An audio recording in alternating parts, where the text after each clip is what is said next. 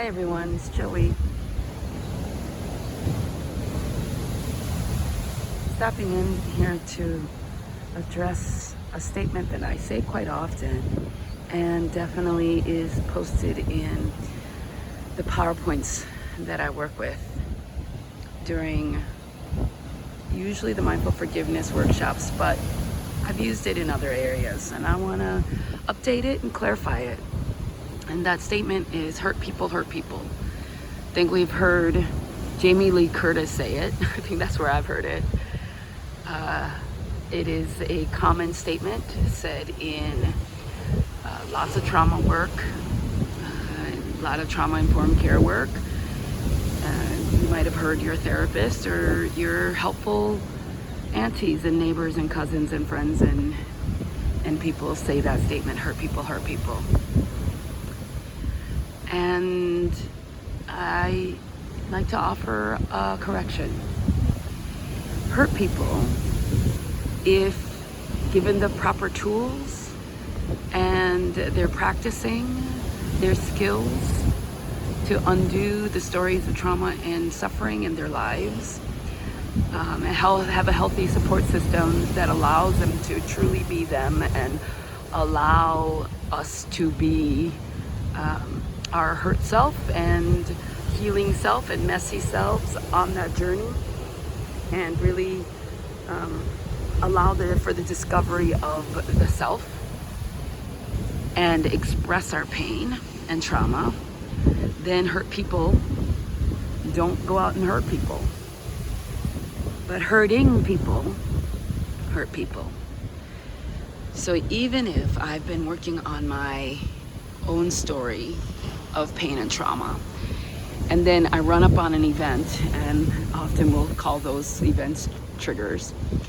So I'm in a class and images get pulled up, or we're reading a particularly difficult story, or that particular story feels to me like they're talking about me, or I see a sad or scary story in me playing out in my kids or in my communities around me. In that moment, if I am triggered because I am pulled by those stories and then pulled into my story of the past that allows me to lean into fear, then in that moment I am hurting, and therefore I will lash out or cuss out or punch or withdraw or do some sort of unhelpful behavior or response that will either hurt myself or others.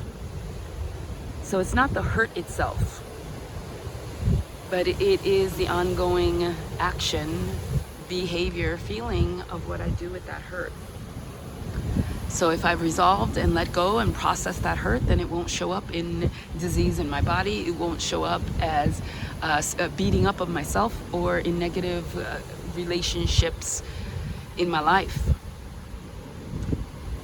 But if I am hurting, either because I have never dealt with my trauma or the stories of suffering, and I haven't learned how to cope or deal or manage them in a way that's helpful, then when I am triggered, then I will hurt others or myself.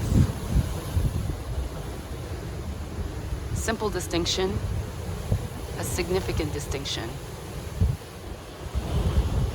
So no longer will I lazily speak or misspeak by saying hurt people, because that is not true. But I do see evidence that hurting people hurt people.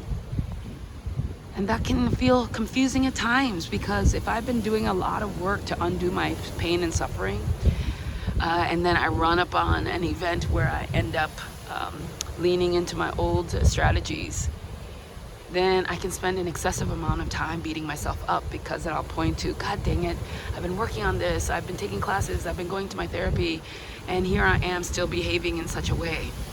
So we have to allow for these moments that unfold that allow us to hurt still.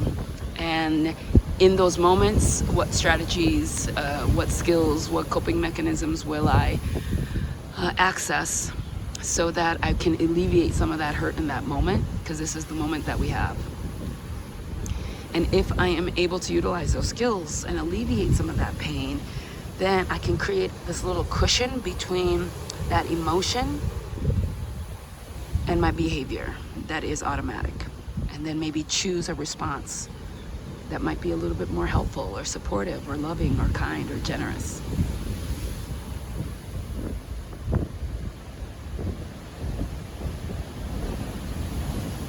I'd love to hear your thoughts.